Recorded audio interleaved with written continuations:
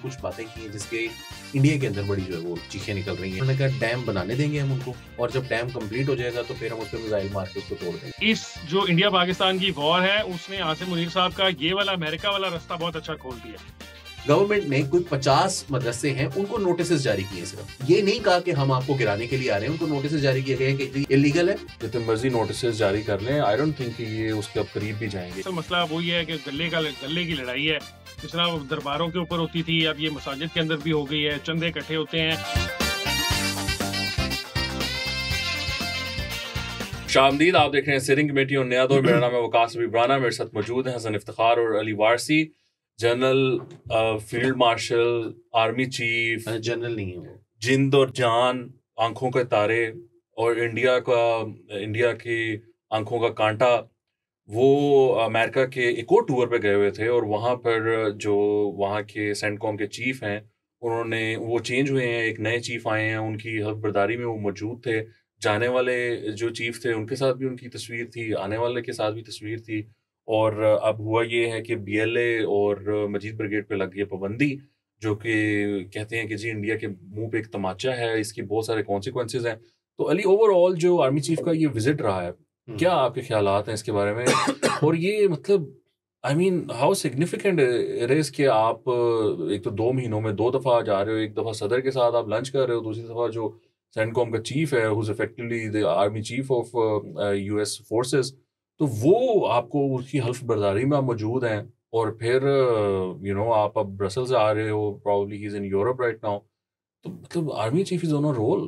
देखिए आसिम मुनीर साहब जो हैं वो तो आपको पता है कि बहुत एक शक्तिशाली आर्मी चीफ है, फील्ड मार्शल हैं, और साथ साथ जो है वो उन्होंने अभी इस वक्त वो शक्तिशाली से क्या बुरा था, क्या शक्तिशाली होते हैं कि जिसमें बहुत माइलो वाले पैकेट जिसमें बहुत ताकत होती है, वो जो है ना वो मोदी के लिए बहुत खतरनाक होता है क्योंकि उसमें बहुत ज्यादा शक्तिशाली ओके। तो अब जो उन्होंने देखे, जो मेरे लिए उसमें मजेदार बात है ना, 2 चीजें हैं। एक तो वो BLA की बात आपने की, लेकिन जो पहली बात है वो ये कि उन्होंने कुछ बातें की हैं जिसके इंडिया के अंदर बड़ी जो है वो चीखें निकल रही हैं, और वो उनकी जो मिनिस्ट्री ऑफ एक्सटर्नल अफेयर्स है उसने भी उसके ऊपर बात की है कि इन्होंने सेबर रैटलिंग करे, न्यूक्लियर सेबर रैटलिंग कर रहे हैं, क्योंकि उन्होंने ये बात की कि अगर हमारे ऊपर हमला किया जाएगा तो फिर हम भरपूर तरह से जवाब देंगे, और अगर हम we go down we'll take everyone down with us. तो उसके ऊपर पाकिस्तान की जो ऑफिशियल है मिनिस्ट्री ऑफ फॉरेन अफेयर्स, उसका तो ये कहना है कि उन्होंने ऐसे बात नहीं की, इसको मिसरिप्रेजेंट किया गया। बट हमारे ज़राए जो हैं उनका ये कहना है कि बात हुई है, न्यूक्लियर की बात हुई है।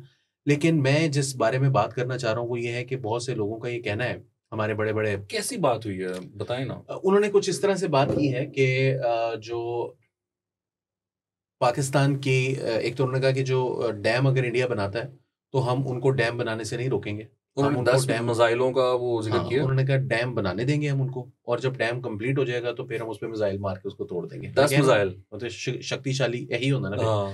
दूसरी बात उन्होंने ये न्यूक्लियर के हवाले से उन्होंने ये बात की है। आर्मी चीफ ने वहां पर, जो मेरे नजदीक इंपॉर्टेंट बात है वो ये है कि आर्मी चीफ ने वहां पर न्यूक्लियर सेबर रैटलिंग जो है, वो आप इसको सेबर रैटलिंग कहें या हकीकत भी है इसके अंदर कुछ, कि वो जो बात कर रहे हैं, देखिए पाकिस्तान का जो आर्मी चीफ होता है वो बुनियादी तौर पर आपका जो सारा न्यूक्लियर प्रोग्राम होता है उसको वही देख रहा होता है, उसके पास वो बटन होता है, एक तरह से आप समझ लें, जो हमारे थ्योरेटिकली वो प्रेसिडेंट ऑफ पाकिस्तान के पास होता है, लेकिन इसीलिए मैं आपको कहता हूँ कि प्रेसिडेंट बनने की जरूरत क्या है जब उनके पास ही है वो सारा कुछ, जो प्रेसिडेंट के पास है।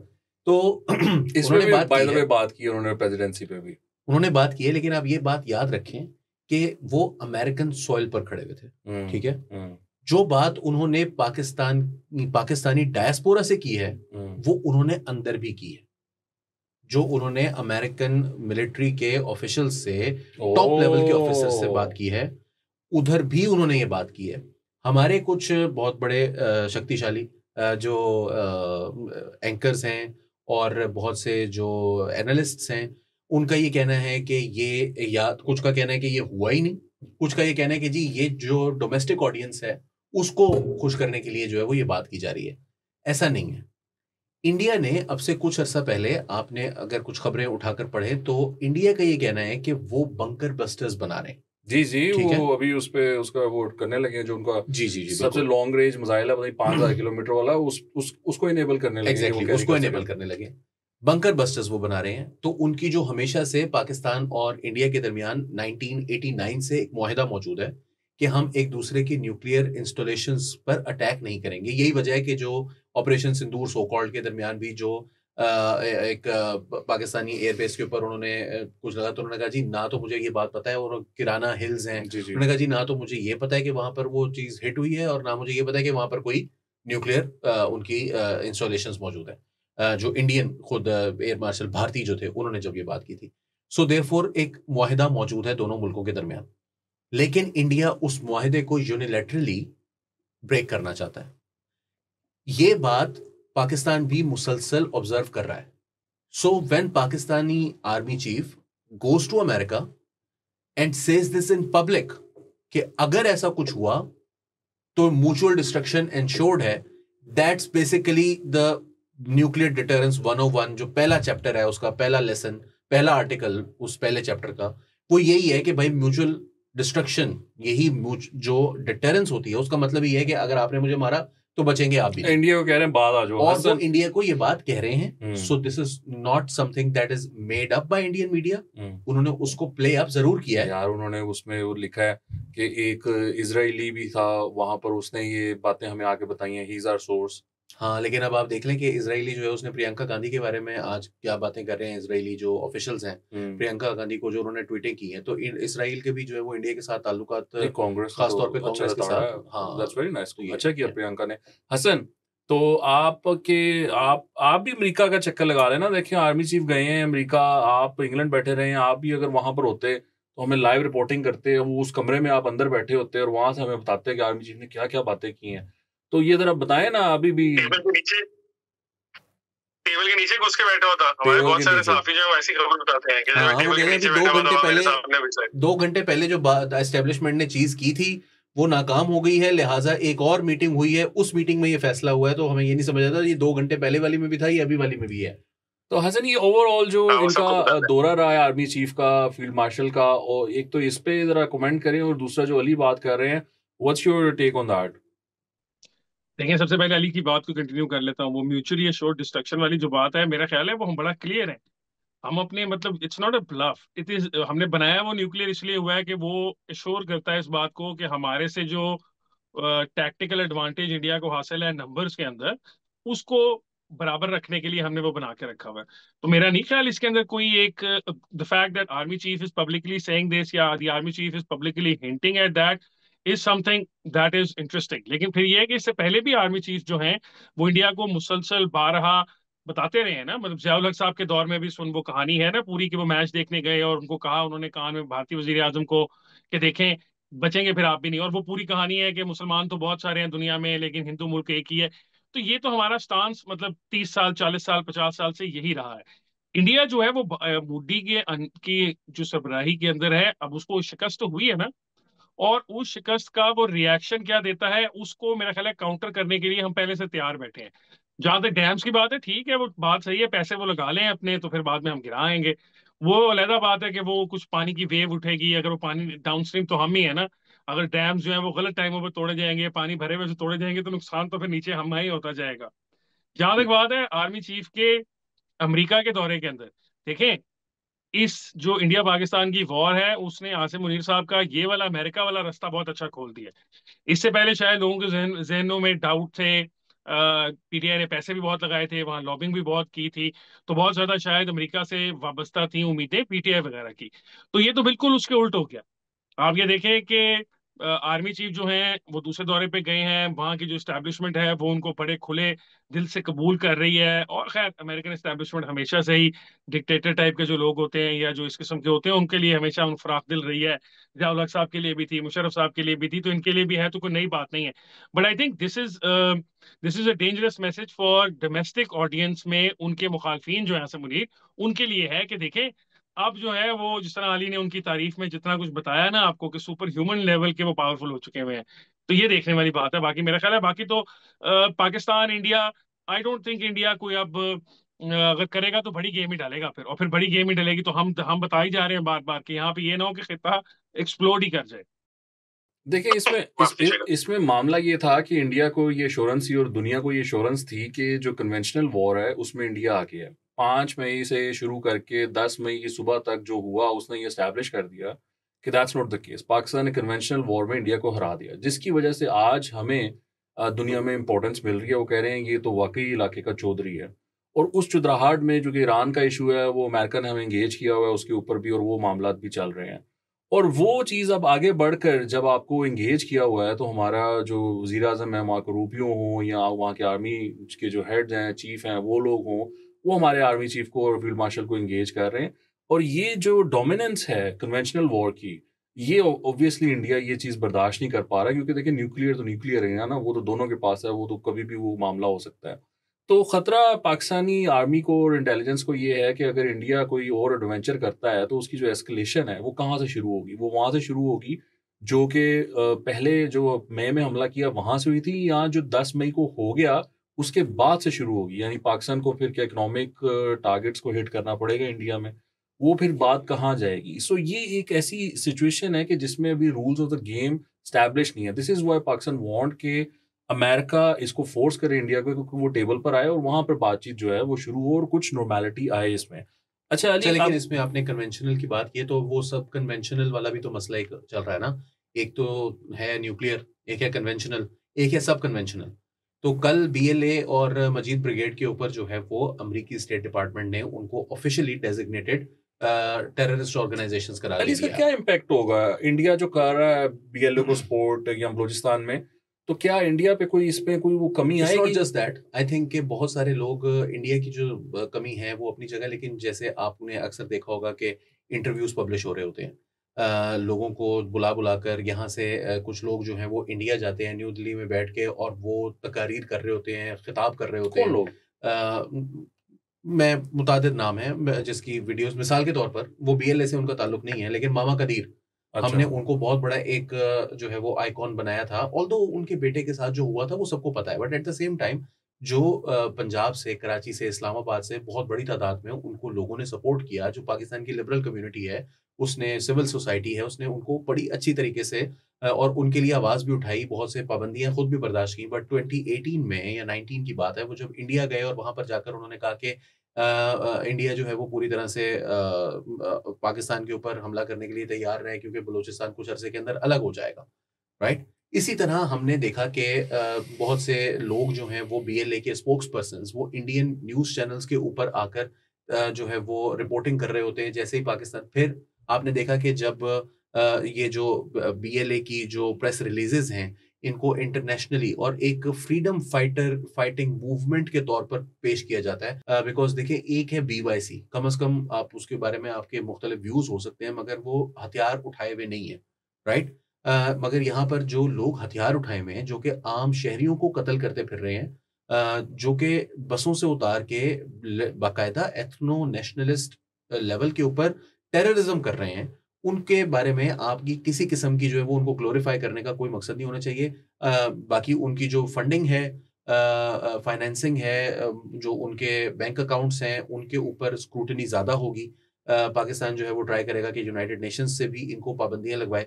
तो ये एक तरह से एक आप समझिए कि they are making it more difficult for them right, to okay. Get so money. Ali, Islamabad में एक हमें पता चला कि एक मस्जिद को शहीद कर दिया गया और वहां पर उन्होंने फिर उसकी बुनियाद रखी शहीद मौलवी हजरात ने। नहीं, मतलब जो उनका नैरेटिव है ना, वो जो चली जहाँ से बात कि जी वो शहीद कर दिया गया और वहां पर उन्होंने फिर उसकी वो बुनियाद रखी, एक वीडियो दिखाई गई शाम के टाइम, वो पत्थर रख, उन्होंने कहा यहीं पर मस्जिद बनेगी और यहीं पर होगा। तो ऑब्वियसली एवरीबॉडी वाज लाइक कि क्या हुआ यार ये वाला मामला। फिर फौरन वो जो काउंटर नैरेटिव है वो आया कि भैया इनको हमने एक प्रॉपर ज़मीन दी, फिर उधर कंस्ट्रक्शन की, उसकी तस्वीरें आई हैं मदरसे की, जहाँ पर कि बड़े अच्छे डबल बेड्स बने हुए हैं और बच्चे वहाँ पर लेटे हुए हैं। मतलब लग रहा था कि अभी बस कोई 10 दिन भी नहीं हुए इसको बने। जी जी बिल्कुल नहीं तो बनी है। वो नई बिल्डिंग बनाई गई कोई और वो हमें बताया गया। तो इसको ज़रा फर्दर बताएं कि ये क्या इशू है और ये कहाँ तक पहुँचा है, व्हाट्स द प्रॉब्लम है ओवर हियर? देखिए, ये जो मस्जिद है इसके बारे में गवर्नमेंट ने जनवरी-फरवरी में इनसे बात की थी और इनको ये कहा गया था अच्छा कि आप सॉरी, यहाँ से वो जो मस्जिद है जो उसकी पुरानी भी है। तस्वीरें आई, जी, वो अपनी जगह कायम है, हाँ, उसको कुछ भी नहीं हुआ है, वो बिल्कुल उसी तरह कायम है। बिल्कुल, उस मदनी मस्जिद गालिबन उसका नाम है, साथ जी। एक मदरसा था। मस्जिद अ, कायम है ना वो अपनी जगह पर? अभी कायम है लेकिन जो इंटीरियर मिनिस्टर फॉर स्टेट हैं तलाल चौधरी साहब, उनका ये कहना है कि मस्जिद भी यहाँ से जो है वो हटाई जाएगी। क्योंकि ये स्टेट की ज़मीन है, ये उनको इस तरह से और फिर उन्होंने इस जो मदरसे के मस्जिद के मुहतमिम हैं, उनसे उन्होंने बात की और उन्होंने ये प्रोसेस शुरू हुआ इस साल के आगाज़ में, ये अगस्त चल रहा है, अच्छा। जनवरी-फरवरी की बात है। और उनको ये कहा कि जी पहले तो वो नहीं माने, फिर उनसे बातचीत हुई, फाइनली उन्होंने कहा कि ठीक है जी, फलानी जगह पर मस्जिद आप बना दें। गवर्नमेंट ने उनको मस्जिद बनाकर दी, वहाँ पर मदरसा बनाकर दिया। अब वहाँ पर मस्जिद भी शिफ्ट हो चुकी है, मदरसा भी शिफ्ट हो चुका है। ओके, ठीक है? ऐसा नहीं है कि यहाँ से मदरसा खत्म किया गया है सिर्फ और वहाँ पर भी सिर्फ ओके। मदरसा बनाया गया है। दोनों चीज़ें यहाँ से खत्म होनी है, जिनमें से मदरसा ऑफ़िशियली अब तक खत्म ऑलरेडी हो चुका है और उन 2 जगहों पर भी बना दिया गया है। अब वहाँ पर भी ना सिर्फ खत्म हुआ बल्कि गवर्नमेंट ने इनको ये कहा कि आप अपनी चीज़ें भी ले जाएँ यहाँ से। तो इन्होंने पंखे उतारे वहाँ से, जो खिड़कियाँ-शिड़कियाँ थी, जो भी काम की चीज़ थी वो वहाँ से उतार के ये वहाँ से लेकर साउंड गए हैं। सिस्टम अच्छा, वगैरह वहाँ जो से उधर मुंतकिल हो गया वो। अब ये कह रहे हैं कि ये मस्जिद भी नहीं गिरानी। साथ-साथ आपको एक और मज़ेदार बात बताता हूँ। हुँ, उस जगह पर जब वो मार्गला टाउन गालिबन वो इलाका है, उस जगह पर जब ये मस्जिद के लिए जगह अलॉट हुई, तो एक और जगह थी जो कि एक प्लॉट अलॉट हुआ था एक इमाम बारगाह के लिए। अब वो जो शिया हज़रात थे, उन्होंने आके जब वहाँ पर इमाम बारगाह कोई की कंस्ट्रक्शन स्टार्ट की, तो इन्होंने जो उम्मे एहसान साहिबा हैं, वो भी वहाँ पर पहुँच गई। उन्होंने कहा कि जी, ये जगह जो है वो यहाँ पर नहीं बन सकती। वो अपने वो डंडा बरदार फ़ोर्स जो उनकी है, नकाबपोश बुर्का अवेंजर्स, वो सारे वहाँ पर पहुँच गए। उसके बाद ये जो जगह थी वो भी उनसे भी बात की गई, उनको भी एक और जगह पर अलॉट कर दिया गया और वो जो जगह थी वो भी इस मस्जिद को दे दी गई है। जो वो 4-5 मरले जो जगह थी वो भी इनको मिल गई है। वो भी मिलने के बाद अब इनका ये कहना है क्योंकि एक नोटिसेस इश्यू हुए हैं, बहुत सारी मसाजिद हैं, मदरसे हैं जो कि इल्लीगली कंस्ट्रक्ट हुए हुए हैं, जो कि जगह उनकी नहीं थी। देखें, एक जो कम्युनिटी की डेवलपमेंट होती है ना, उसका एक पूरा मास्टर प्लान होता है। उस प्लान के अंदर ये नहीं होता कि यहाँ पर 5-5 मरले के 100 एस्टेब्लिशमेंट्स बनेंगी और हर जो 5 मरले हैं उसके अंदर जिसका जो जी में है वो करे। ये जगह बताई जाती है कि जी ये जो जगह है ये कमर्शियल है, ये रेजिडेंशियल है, ये पार्क की जगह है, ये मदरसे की जगह है, मस्जिद की जगह है, ये स्कूल की जगह है, ये कॉलेज की जगह है, ये कम्युनिटी सेंटर है वगैरह वगैरह। हुआ ये है कि अक्सर आप भी देखते होंगे हमारे अपने शहरों के अंदर अक्सर ऐसे होता है कि कोई बंदा मरता है और वो मरते हुए अपनी ज़मीन जो है वो किसी मस्जिद के नाम कर जाता है। वो अल्लाह के लिए मस्जिद में अपने लिए अल्लाह से जो है वो जन्नत में घर ले लेता है और यहाँ पर जो अपना घर होता है वो मस्जिद को दे जाता है। वो अल्लाह का घर होता है। तो वो अपना बार्टर बड़ा अच्छा तरीके से कर जाता है। वो जो सोसाइटी होती है उसमें बीच रेज़िडेंशियल एरिया के अंदर एक मस्जिद बन जाती है। अब ये कोई ऐसी बात नहीं है, ये इसमें बहुत सारे हज़ार्ड्स हैं। ये ऐसा नहीं है कि सिर्फ़ वहाँ पर अल्लाह का ही काम हो रहा होता है। नमाज़ें पढ़ी जा रही होती हैं, अल्लाह का नाम लिया जा रहा होता है, मगर एक लाउड स्पीकर है। रेज़िडेंशियल एरिया के अंदर आप मस्जिद क्यों नहीं बनाते, उसकी वजूहात ये भी हैं। फिर वहाँ पर बहुत से बड़ी तादाद में बच्चे जो हैं, वो वहाँ पर रह रहे होते हैं, उनका इंतज़ाम है। फिर कमर्शियल एरिया है, उसके अंदर अगर इतने सारे लोग रह रहे होंगे तो उसके अंदर जो बिजली का उसकी रिक्वायरमेंट होगी, वो एक आम 5 मरले के घर से जहाँ पर 2 एसी चलते हैं, रात के टाइम पर सारा दिन पंखा चलता है, उसके मुकाबले में कहीं ज़्यादा रिक्वायरमेंट होगी। और फिर क्योंकि मुख्तलिफ इलाकों से मदरसे से लोग आए हुए होते हैं, तो ये एक जो प्लान होता है, उसको प्लान को आपको डिस्टर्ब करने की इजाज़त नहीं है। सो देयरफॉर गवर्नमेंट ने कोई 50 मदरसे हैं, उनको नोटिसेस जारी किए हैं सिर्फ। ये नहीं कहा कि हम आपको गिराने के लिए आ रहे हैं, उनको नोटिसेस जारी किए गए हैं कि जी ये लीगल है, इल्लीगल है, आप इसको जो है वो आके एक्सप्लेन करें या हम इसके बारे में। अब इन्होंने उसकी बुनियाद पर मौलवी अब्दुल अजीज साहब वो अल मशहूर जो लाल मस्जिद वाले। बुर्का फेम लाल मस्जिद वाले, उन्होंने सिविल डिसोबीडियंस की तहरीक चलाने का ऐलान कर दिया और उन्होंने कहा कि ये मसाजिद गिराने के लिए ये सहूनी एजेंट हैं, ये मगरिब के यहूद नसारा के एजेंट हैं, जो कि ये तमाम की तमाम मसाजिद पाकिस्तान के अंदर शहीद हर मोहल्ले के अंदर 5-5 मस्जिदें हैं इस मुल्क के अंदर। मैं एक गली में रहता था, वहाँ पर 4 मस्जिदें थीं, 1 देवबंदियों की, 1 अहले हदीस की, 2 बरेलवियों की। चलो जी उनकी तो अलग-अलग है, बरेलवियों की 2 क्यों थी? मैं खुद भी बरेलवी हूँ, मगर सवाल है कि 2 बरेलवियों की क्यों है? ये सारे फंड्स के मसले हैं। ज़कात सदक़ात फितराने इनके जो वो आते हैं बड़ी बड़ी तादाद में, जो इनको फंडिंग आती है, जो लोग देते हैं और फिर जो मुखय्यर हजरात देते हैं, ये सिर्फ उसकी लड़ाइयाँ झगड़े होते हैं कि जी यहाँ पर चीज़ आ नहीं है। चले अब जी, ये गुड लक। अब नहीं, एक छोटी सी हुकूमत बात को। मुझे करनी है इसमें कि जी। मौलवी अब्दुल अजीज साहब ने आज पुलिस अफसरान को धमकियां दी हैं। एक खातून थी वहां पर जिन्होंने सर पर दुपट्टा लिया हुआ था और हिजाब किया हुआ था, तो उसने वहां पर खड़े होकर कहा कि पुलिस ये ऑफिसर पूरी से। पुलिस ऑफिसर, और उसने कहा कि इसने नकाब ठीक नहीं किया हुआ, इसको नकाब करवाओ वरना मैं इसको गोली मार दूंगा। These are his words. Hasan, तो ये बदमाशी है, ये अब बदमाशी पे हसन से आप तबसरा लें। हसन, ये अब I mean one can only say good luck to the government with that, because you know I mean कर नहीं सकेंगे ये कुछ इसका। ये जितनी मर्जी बातें बूतें कर लें, जितनी मर्जी नोटिस जारी कर लें, आई डोंट थिंक कि ये उसके अब करीब भी जाएंगे। एक मस्जिद का ये मामला हुआ है और उस पर जिस तरह अली ने एक्सप्लेन किया है, बड़े तरीके से सारा कुछ किया गया है, उसके बावजूद ये बात इशू बन गया है। क्योंकि ये तो यहाँ से निकल कर मदरसे के बच्चे आ जाए ना डी चौक में, तो इनको यही नहीं पता चलता ये आए कहाँ से हैं, तो ये कब आए हैं, तो ये भी मामला है। तो Hassan, what's your take on this? देखिए, पाकिस्तान में बड़ी पुरानी कोशिश की गई, पहले भी एक दफा की गई कि मदारिस और मसाजिद जो हैं इनकी रजिस्ट्रेशन होगी, और फिर उसके ऊपर भी मसाइल चलते रहे। फिर एक ज़माने में ये बात भी की गई कि मसाजिद जो हैं वो गवर्नमेंट अपने कंट्रोल में ले लेगी। दीगर इस्लामी ममालिक में ऐसे ही होता है, मस्जिद का जो वो होगा वो गवर्नमेंट एम्प्लॉयड होगा। ये सारी गुफ्तगू चलती रहती है। अली ने लेकिन बिल्कुल पिन पॉइंट किया, असल मसला वही है कि गले की लड़ाई है। जिस तरह वो दरबारों के ऊपर होती थी, अब ये मसाजिद के अंदर भी हो गई है। चंदे इकट्ठे होते हैं और ऑब्वियसली उससे लोगों के लाइफ चल रही होती हैं, तो वो मुख्तलिफ मसालिक के मसले हैं। अब ये जो जिनका इनाम ले रहे हैं अब्दुल अजीज साहब का, ये आज का मसला तो नहीं है ना यार। ये कि तकरीबन इनकी ये हरकतें, ये कब्जों वाली जो हैं, ये आज से 20 साल पहले भी इस्लामाबाद के अंदर इससे मिलते जुलते मसला ही था। वो जो सारा लाल मस्जिद का हुआ था, और फिर उसके बाद मतलब काफी ज्यादा मसले हुए, दोनों तरफ से लोगों की जानें गई। ये सब कुछ हुआ था, यही लोग थे इनके, बल्कि अपने भाई भी उसमें मारे गए थे। अब पॉइंट ये है कि रियासत ने इनको किया ना, ये खुद तो बुर्का पहन के भागते हुए पकड़े गए थे, तो फिर ये छूट कैसे गए? इनको सजा क्यों नहीं दी गई? ये जेल में क्यों नहीं थे? ये मसाजिद इनके पास वापस कैसे आ गई? रियासत ने ही भाव डाउन कर दिया ना। तो जब रियासत वक्तन फवक्तन इस किस्म की गुंडागर्दी जो अली कह रहा है, और बिल्कुल है, अगर वो किसी पुलिस ऑफिसर को ये कह रहे हैं कि आपका जो भी तरीकाकार है वो बुर्का पहनने का वो ठीक नहीं है, मैं आपको गोली मार दूंगा, ये कोई बात करने वाली है? माफ कीजिएगा, ये कोई बात करने वाली है किसी ऑफिसर के साथ? तो जब आपने उनको छूट देते रहे तो फिर इस तरह के मसले होते रहे। अब आपकी बात ये, मैं भी यही कहूंगा कि good luck to the government, कि अब देखें क्या बनता है। हाँ, नहीं, they need a lot of luck with that. अच्छा जी, 14 अगस्त आ रही है, सब मनाएं, एंजॉय करें। खासकर हमने जंग जीती हुई है, this is the best time to celebrate 14 अगस्त।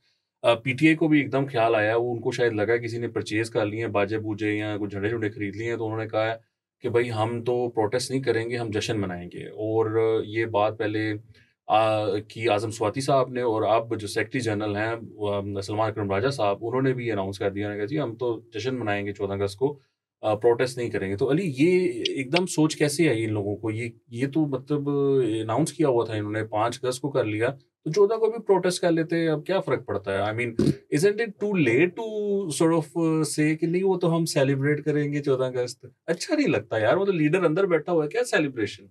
किड़ियां उन सेलिब्रेशन आ रह गई।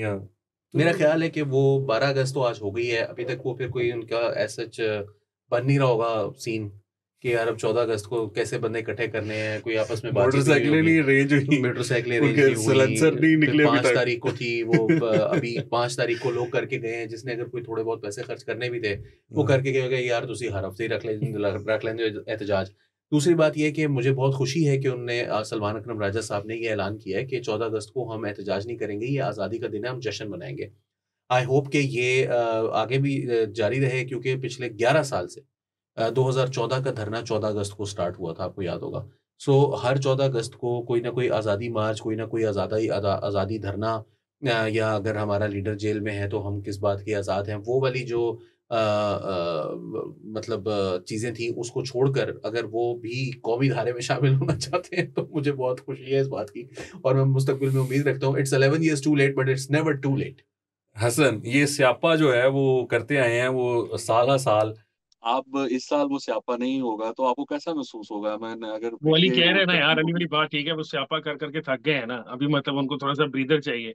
ऑल्सो ये है कि उन्होंने कहा कि चलो मुखालफत हुकूमत की या जो भी है 14 अगस्त पे, वो करने के बजाय लोग जो जोश जज्बे का इजहार करेंगे वो उसकी वीडियोस लगा के कहेंगे कि ये सारे तहरीक इंसाफ के सपोर्टर थे जो हमारी कॉल पे इस साल आज़ादी मनाने आ गए। देखें ये आज़ादी पिछली आज़ादियों से कितनी अच्छी मनाई गई, पहले तो लोग ही कभी सड़कों में नजर नहीं आए और अब देखें तमाम रिकॉर्ड टूट गए लोगों के खुशी मनाने के। तो वो मतलब it's a nice way out for them. Otherwise वही है कि मैं वैसे भी कहता होता हूँ कि पाकिस्तान के जिस तरह का सीजन है ना, उसमें गर्मी शर्मी के अंदर एहतजाज करना इतना आसान काम नहीं है। और आजकल तो वैसे ही ह्यूमिडिटी के लेवल आसमान पे है, सांस सही आ नहीं रहा होता। तो इसमें बेहतर यही है कि बस ठीक है घर में बाजे बूजे बजा लें। वैसे तो सुना है वो बाजों पे भी पाबंदी लग गई हुई है। इस्लामाबाद में लगी है, पंजाब में नहीं लगी। आप ऐसी यार बातें ना बिक रहे करें। हैं बाजे। मैं कल अपनी बच्ची पर पाबंदी लगाई है। मैं कहता हूँ मेरे घर में जो उसने बाजा बजाया मेरे ऊपर, उसने कहा मैंने बाजा लेके दे, बाजा लेके दे। लेकिन यार आप वकास आप भी तो जरा इसके बारे में बताएं ना कि अब ये 14 अगस्त पे इस दफा एहतजाज नहीं हो रहा, बल्कि ये हालांकि इस दफा तो ज्यादा जरूरत है एहतजाज करने की। 4 दिन पहले तो उनके ऊपर सबको जो है वो 6-6, 8-8, 10-10 साल की जेलें हुई हैं। तो ये कह रहे हैं कि नहीं अब तो एहतजाज करने की जरूरत नहीं है। जिनको देखिए नहीं हुई अभी वही जश्न मना रहे हैं। अच्छा, वो जो हसन ने बात की है ना कि ये अब ये क्लेम ये करेंगे कि 14 अगस्त पे कि ओ जी सानू ते ना इस दफा तो कमाल एहतजाज और वो जश्न मनाया, इस तरह का तो जश्न मनाया ही नहीं गया। तो ये जंग जब पाकिस्तान जीत रहा था ना, तो इन लोगों ने जो मतलब मुल्क के खिलाफ ट्वीट्स हो सकती थी ना, इन्होंने की। इन्होंने कहा ये ड्रामेबाजी है, जंग तो हो ही नहीं रही है, ये है वो है। वो हम जीत गए। तो वो जीतने के बाद अब उन्होंने अनाउंस किया कि हमारी वजह से तो वो वॉर जीती है आपने, हम ही तो लड़े हैं सोशल मीडिया पर। ये जो नून वाले हैं ये कहाँ लड़ सकते थे, हम ही लड़ सकते थे। और बाकी इमरान खान साहब ने अपनी कर लिया स्ट्रेटजी चेंज। उन्होंने अब एक इफेक्टिव काम ये किया है कि जब उन्होंने बेटे भेजे अमेरिका, तो उन्होंने अपने लिए कुछ वहां से रियायतें ली। उन्होंने बेटों से बात भी की 1.5 घंटा, और अब वो जेल में उनके जो मामला हैं वो थोड़े थोड़े बेहतर होंगे, थोड़े थोड़े अरसे के लिए। तो उन्होंने ये फिगर आउट किया है कि इत्थे एहतजाज करने का कोई फायदा नहीं, पर इत्थे अनाउंस जरूर करना है ताकि आप वो खबरों में रहो। और जो एम्बेसीज हैं यहाँ पर वेस्ट की, अमेरिका की, यूके की, यूरोप की, वो अपने भेजेंगे जी यहाँ पर तो बड़ा अनरेस्ट है और ये हो रहा है वो हो रहा है। लेकिन उनको ये समझ आई है कि ये रायत वहां से मिलनी है, क्योंकि आप ये देखें कि वो उन्होंने 5 अगस्त से पहले ही ले ली थी रायत, और उसके बाद 5 अगस्त का उन्होंने एहतजाज, उसमें वो इंटरेस्टेड भी नहीं थे। और जो सबसे इंटरेस्टिंग बात है कि एहतजाज हुआ नहीं, लेकिन खान साहब ने कहा कि मैं बड़ा खुश हूँ, बड़ा अच्छा एहतजाज हुआ है, बहुत ज़बरदस्त इस दफ़ा इन लोगों ने परफॉर्म किया है। क्योंकि उनको जो चाहिए था वो उनको पहले ही मिल गया था, और उनको पता था कि एहतजाज होना नहीं है, और जो होना है उन्होंने कहा बस ठीक है इस पे। तो ये 14 अगस्त वाली भी जो शुरली है ना, ये बस ऐसी थी। खान साहब is playing a different game now. He has no hopes from the party. He doesn't have any hope from the street politics in Pakistan. ये डील की जो खबरें आ रही हैं कि जी वो खान साहब के साथ तो डील हो गई है, अजमल जामी भी कह रहे हैं कि डील हो गई है। नहीं नहीं, कोई डील शील नहीं हुई है। वो खान साहब को जब भी कहीं से सपोर्ट मिलती है ना, इस दफा उनको सपोर्ट मिली है बाहर से। अच्छा। और आपने देखा था कि पहले गवर्नमेंट कह रही थी कि हम इनको गिरफ्तार करेंगे, कासिम और सलमान को। फिर गवर्नमेंट ने कहा नहीं नहीं, आए, हमें क्या एतराज है, आए यहाँ पर नाइकोप है तो अपने शहरी हैं, आए मिले जो मर्जी, हम तो नहीं कुछ कह रहे, हमें तो नहीं। तो वो बाहर से उनको सपोर्ट मिल गई थी। हमें पहले ये लगा कि नहीं मिली, लेकिन वो गलत था, उनको मिली वहां से सपोर्ट, और वो एडमिनिस्ट्रेशन से मिली। उन्होंने कहा यार ये क्या है मसला है, मतलब ह्यूमन राइट्स की बेसिस पे उन्होंने कहा आप उनको एडजस्ट करें जो भी है उसके मामला।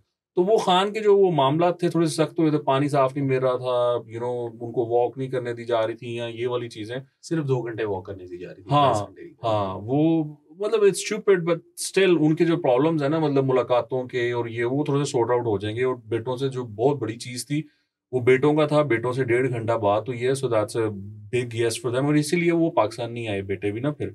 तो ये वो हो रहा है, डील शील का तो कोई सीन ही कोई नहीं है, कोई चक्कर ही कोई नहीं है। और वो डील सिर्फ एक सूरत में है, जब भी होगी आप ये याद रखें कि खान साहब जब तक माफी नहीं मांगेंगे तब तक ये डील नहीं होगी। अभी आप देखें ना, ये जो सजाएं हुई हैं 10-10 साल, उनको तो नहीं हुई जिन्होंने माफिया मांग ली है, जिन्होंने प्रेस कॉन्फ्रेंस की है, वो तो घर बैठे हुए हैं, एंजॉय कर रहे हैं।